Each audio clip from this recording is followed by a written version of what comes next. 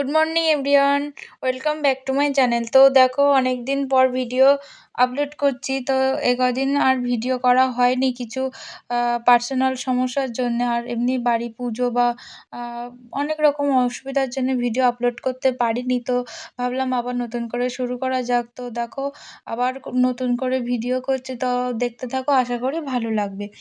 তো এখানে সকাল সকাল আমি ফ্রেশ হয়ে স্কিন কেয়ার করে নিচ্ছি, তারপরে চলে যাব রান্নাঘরে। বাবা মা সবাইকে চা করে দেবো আর নিজেও খাবো। তো দেখো এখানে চা বসিয়ে দিচ্ছি। আমি রেগুলার চা খাই না। তো যেহেতু এখন একটু ঠান্ডা ঠান্ডা পড়েছে, চাটা খেতে ভালো লাগে।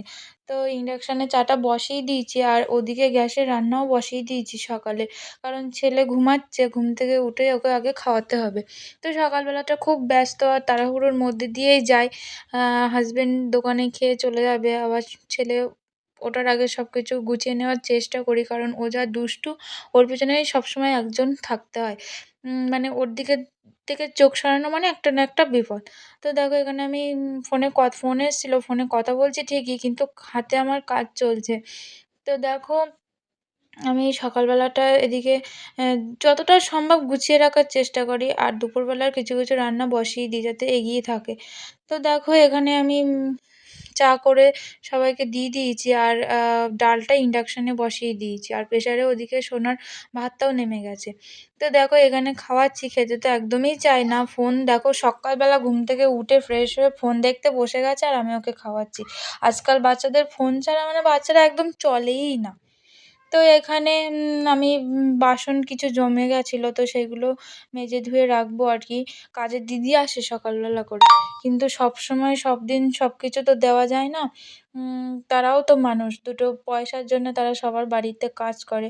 কিন্তু তাই বলে যে সবটা তার উপরে দিয়ে দেবো সেটা তো না। তো আমরাও বাড়িতে বাসন কিছুটা মেজে নিই, আর সকালবেলা যে বাসি বাসনটা থাকে সেটা দিদি এসে ধুয়ে দিয়ে যায়। তো দেখো এখানে আমি কথা বলতে বলতে বাসন দেখো আমার প্রায় সব ধোয়া হয়ে যাচ্ছে। আর ওখানে আমি তোমাদের দাদার সাথে কথা বলছিলাম। ও চা খাচ্ছিল আর আমার সাথে গল্প করছিল। তো দেখো আমার কথা বলতে বলতে বাসন ধোয়া হয়ে গেল। আর ছেলেটা মানে দাদুকে নিয়ে গেছে পাড়াতেই বলতে পারো। সব বাচ্চারা একসাথে খেলা করে। তো এই সুযোগে আমি আবার কিছুটা এক্সট্রা কাজও করে নিচ্ছিলাম। তো এই যে উনি খেলাধুলো করে বাড়ি এসেছেন, এসে হাত মুখ ধুচ্ছেন। মানে দেখো আমার মানে কি যে বলবো, যে কি দুষ্টু হয়েছে! একা, একা চেয়ার নিয়ে বেসিনে উঠে গেছে, উঠে গিয়ে ওই জল ছেড়ে দাঁড়িয়ে থাকবে, ওই জল ঘেঁটবে। তো যখন জল নিচ থেকে বন্ধ করে রাখি, যখন জল আর কল দিয়ে পড়ে না, তখন ওই পাশে বোতল রাখা আছে, বোতলগুলো নিয়ে ঢালে। মানে এত দুষ্টু হয়েছে! ছোটবেলা খুবই ঠান্ডা ছিল। আর এখন যে এত দুষ্টু হয়েছে তা কি বলবো! তো যেহেতু খেলা করে এসছে, ঘেমে গেছে, তো আমি বলছি, "বাবা একটু জল খেয়ে নাও।" তো জল তো একদমই খেতে চায় না। মানে আমি ওর সাথে বকে, বকে ওকে একটা, একটা জিনিস করতে হয়। তো এই যে উনি গাড়ি নিয়ে ব্যস্ত। উনার যে কতগুলো গাড়ি আছে তো উনি নিজেও জানেন না। আর কোথা দিয়ে একটা ক্যালকুলেটর পেয়েছে, তো সেটাই চাপছে।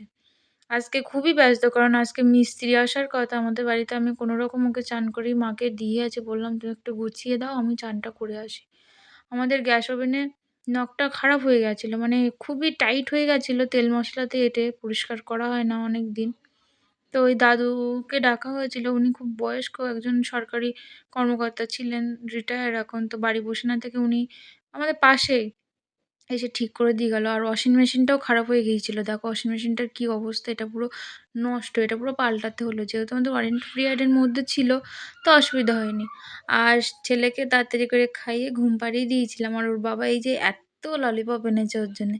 চকলেট খেতে পছন্দ করে। ওর বাবা যেটা পছন্দ করে ও সেটা যে এতগুলো করে আনবে, বাড়ির সবাই বউ খাবে, সবাইও খাবে। তো দেখো ছেলের আনন্দ দেখো, মানে খুশিতে আত্মর হয়ে গেছে। আমি বলছি, "বাবা একটা সারপ্রাইজ আছে।" তো বলল, "কি মা?" তো তখন দিলাম, তো এত খুশি ওর বাবা, এই খুশিটাই দেখতে সবসময় ভালোবাসে।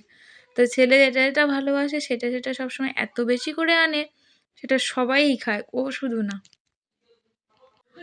তো এখন আবার সন্ধ্যেবেলা ওকে সন্ধে-টন্ধে দিয়ে ওকে তাড়াতাড়ি করে খাইয়ে চলে যাবো কার্তিক পুজোয়। এই যে কার্তিক ঠাকুর আমাদের শীতের জামা পরে বসে আছে, ছোট্ট কার্তিক। আমাদের এক রিলেটিভের বাড়ি আমরা গেছিলাম, কার্তিক পুজোর নিমন্ত্রণ ছিল। আমি, ছেলে আর মা গেছিলাম। তো মায়ের মন্দিরও আছে। এই যে মা বসে আছে। আমি এখানে তোমাদের সরাসরি দেখাতে পারছি না কারণ আমি ভেতরে ঢুকিনি। আমি দূর থেকে যতটা পেরেছি ততটা ভিডিও করার চেষ্টা করেছি। তো এই যে ছেলে দেখো ওখানে ঢাক বাজাতে শুরু করেছে। ও যেখানেই যায় সবাই ওর পরিচিত, সবাই ওর চেনা। তো কার্তিক পুজো থেকে বাড়ি এসে একটুখানি রেস্ট করছিলাম। তো আজকের ভিডিওটা এই পর্যন্ত। বাই।